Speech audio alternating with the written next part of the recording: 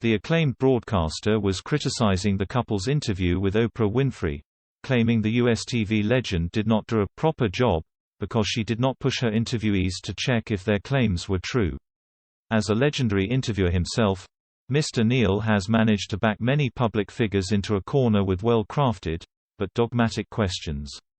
That said, he admitted it was a dynamite interview that is incredibly damaging to the royal family.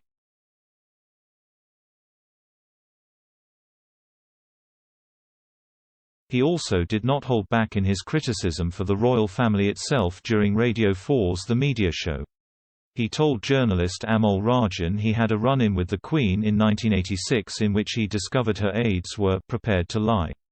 When he was editor of the Sunday Times, the newspaper reported the Queen was dismayed by many of Margaret Thatcher's policies, specifically her reluctance to impose sanctions on apartheid South Africa. Buckingham Palace disputed the report.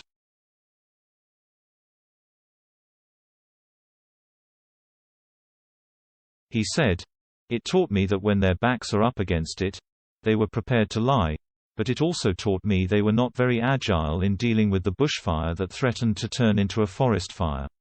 This incident was the central feature of Episode 8 in the fourth season of the Netflix series The Crown. The former BBC journalist is known for not being afraid to express his opinions and last year responded to the Sussexes' announcement of their new non-profit Archewell with a request for silence.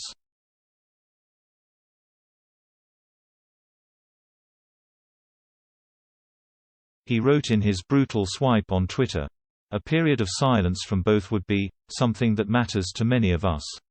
Learning from Harry's grandmother would be something that matters a lot." Many applauded Mr. Neal for his frank comments, with one Twitter user replying, "It will be a long time before someone manages to hit bullseye as accurately as you." Another claimed, "Their timing of announcements is staggeringly bad," while a third accused the Sussexes of being attention seekers.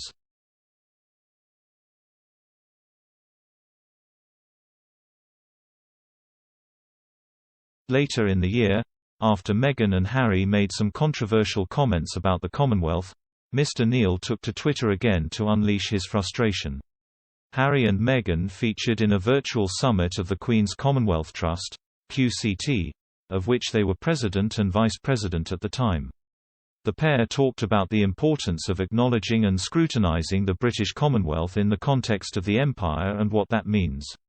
However, it was taken by many as an attack on the Queen, who is the head of the Commonwealth and has overseen many changes in it over the past 69 years of her reign.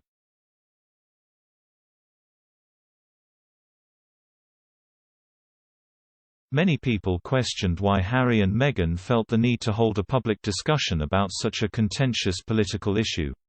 Mr. Neal said on Twitter, "What is it that the Commonwealth has done wrong?